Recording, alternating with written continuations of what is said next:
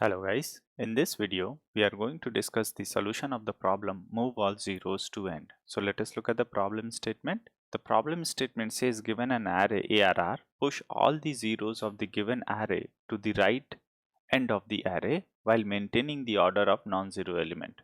Do the mentioned changed in the array in place.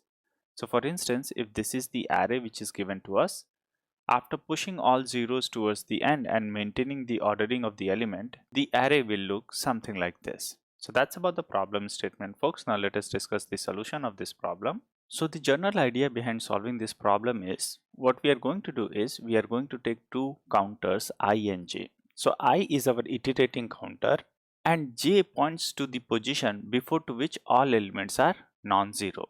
So what do I mean by this is, so let us say this is the array and it contains various elements and j is somewhere over here. Now what j represents is all these elements are non-zero. Now with this, anytime we encounter a non-zero element, which simply means ARR I is not equals to 0, then we just have to perform the swap operation between ARR I and ARR j and increment j by 1. And with this, we will be able to shift all zeros towards the end of the array. So let us take an example to understand this. So let us say this is the array which is given to us. So for this, what we are going to do is, let's take two counters I and j. So I is our iterating counter, initial value is equals to 0, and j is another counter and its value is also equals to 0. Then we are going to check whether the ith element is a non-zero element. Since ith element is a non-zero element, we are going to perform swap operation between ith and jth element. So let us perform swap operation between ith and jth element, and then let us increase j by 1. So j now becomes equals to 1. And after that, the modified array looks something like this. So our array will look something like this. Now let us proceed forward. Now in this case, I is equals to 1, and since j has been modified to 1, so j is also equals to 1. And folks, please note j is at this position. Now let us proceed forward.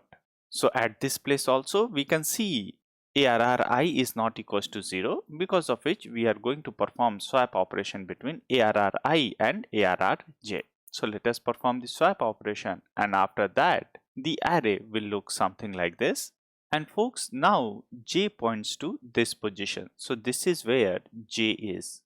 So now we are at a position where I is equals to 2 and j is also equals to 2. Since ARR I is not equals to 0, so we are not going to do any operation over here. We are just going to increase our I by 1. So now I becomes equals to 3 and value of j is equals to 2. Now since ARR I is a non-zero element, we are going to perform swap operation between ARR I and ARR j, and then we are going to increase our value of j by 1. So the modified array will look something like this. So now ARR becomes equals to 1, 2, and since we are swapping, so 4 will come over here, 0 will be pushed to the next position. Folks, sorry about this, this is 3. So this will be 3, 0, 5 and 0. And in this situation, folks, j is at this position, and as we can see, all the elements before to j is non-zero. Now let us proceed forward. So now I is equals to 4 and the value of j is equals to 3. Since ARR I is a non-zero element, because of which we are going to perform swap operation between ARR I and ARR j, and after that we are going to increase our j by 1. So let us do that, and after that the modified array looks something like this. So array will become equals to 1, 2, 4, and since there is a swap operation between 3 and 0, so 3 will come first, followed by 0, 0, 5 and 0. Now let us proceed forward. So now with this, I is equals to 5 and j is equals to 4. Since ARR 5 is a 0 element, so we are not going to do anything. Now I is equals to 6 and j is equals to 4. Again, ARR 6 is a non-zero element. because of which we are going to perform a swap operation between ARRI and ARRJ, and then we are going to increase our j by 1. So let us do that, and after that the modified array looks something like this. So 1, 2, 4, 3, and since there is a swap operation between 0 and 5, so 5 will come over here followed by zeros.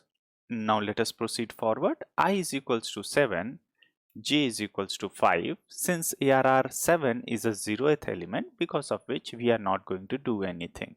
And in this way, folks, as you can see, we have pushed all the 0 elements towards the end of the array.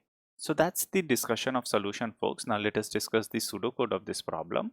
So let us say we want to push zeros to end of the array. So for that, let's take j equals to 0 and then let us iterate on the array. So for that, I in range of len of array, and let us check whether the ith element is a non-zero.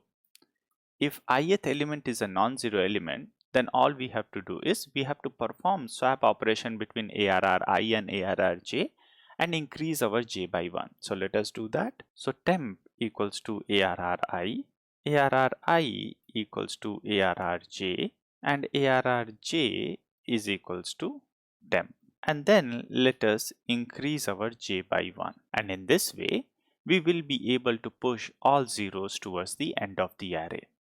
So that's the pseudocode, folks. Now let us see how we have implemented this in Python and C++. So first, let us look at the Python implementation. Over here, j is equals to 0. Then we are iterating on the array.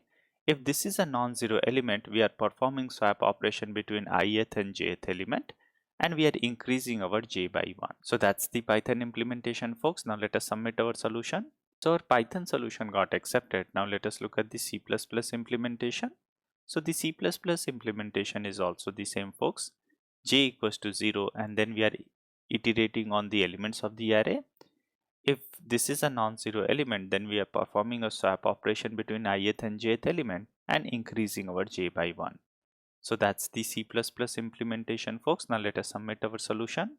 So our C++ implementation also got accepted. That is all from this video, folks. In case if you have any question or comment regarding this video, please feel free to use the comment section and I'll try to address them. Thank you.